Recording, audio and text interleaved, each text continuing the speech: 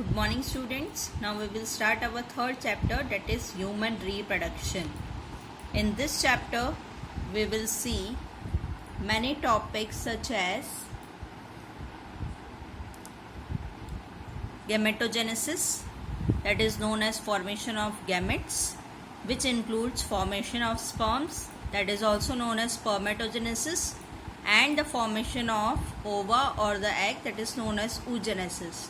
Second process is known as insemination, that is the transfer of sperms into the female genital tract is known as insemination.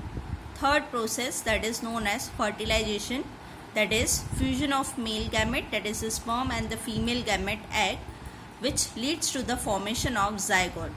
Now here students, please remember that is gametes are always in haploid condition and the zygote formation is diploid, that is 2n. Next process is implantation. Now once the zygote is formed, it just take the place at the uterine wall and that is known as implantation. Next process is gestation, which is also known as embryonic development, that is the period from conception to birth, that is whole 9-month period, or you can say whole embryonic development, that is till 9th month is known as gestation period. And the last, that is known as parturition, which is also known as delivery of the baby, that is indicated as childbirth. So you have to remember in this chapter all this process. Next is male reproductive system. Now male reproductive system, as you can see in the figure, that is seminal vesicles are there, prostate gland is there, this is anus, vas deferens, epididymis, testis, scrotum, urethral opening, foreskin, glands, shaft, urethra is there, pubic bone is there. All this is present in the male reproductive system, that is about the male gonads. Now we will see one by one. Now here we start the male reproductive system, now which is located in the pelvic region. Now this whole male reproductive system includes a pair of testes, accessory ducts, accessory glands, external genitalia. Now here you can see in the figure that here are the particular testes are there and the accessory ducts are there, that is ejaculatory duct is there, then accessory glands such as seminal vesicle, prostate gland, these are known as the accessory glands, and external genitalia, that is the outward opening is there.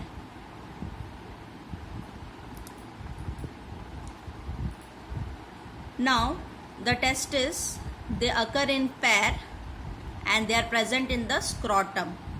Now students, you have to remember the temperature of the scrotum is less than 2 to 3 degrees centigrade as compared to the body temperature in order to favor the process of spermatogenesis. Now what is included in accessory ducts or the gland? That is retitestis, vas efferentia, epididymis, vas deferens. All this is included in the accessory ducts. And in external genitalia, that is known as the penis. Now here you can see in the figure where are all these organs are located. Please visualize the diagram clearly and just remember the position where it is located. This diagram can be asked in the 3 marks that draw the male reproductive system. So you have to draw this diagram. Now first, starting with the testis, it is paired, oval in shape. The length of this is 4 to 5 centimeter and width is 2 to 3 centimeter. It is situated outside the abdominal cavity within a pouch called scrotum. Scrotum, it contains low temperature as 2 to 2.5 degrees centigrade lower than the normal internal body temperature, as we have discussed, in order to favor the spermatogenesis. Testis, it is covered by a dense covering known as capsule tunica albuginea, inside as septae, and each testis contains about 250 compartments called testicular lobules. Each lobule is again having the 3 convoluted called seminiferous tubule.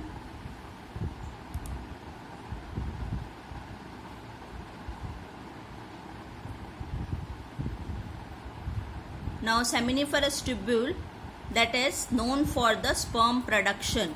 Now this is whole structure of the seminiferous tubule, in which you can see small spermatozoa are there, spermatogonia is there, cells of Sertoli which provide nutrition, spermatocyte and spermatids.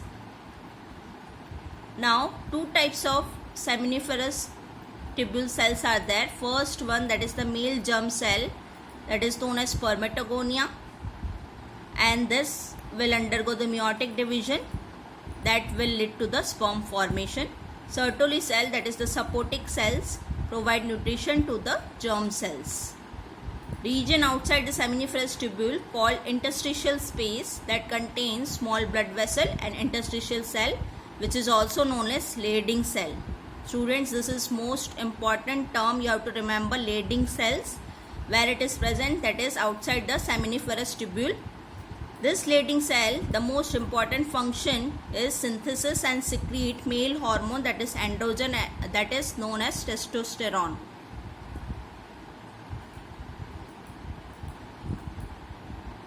So here we end in this session. In another video we will continue the male reproductive system parts. I hope you are clear about the seminiferous tubule and the testis structure.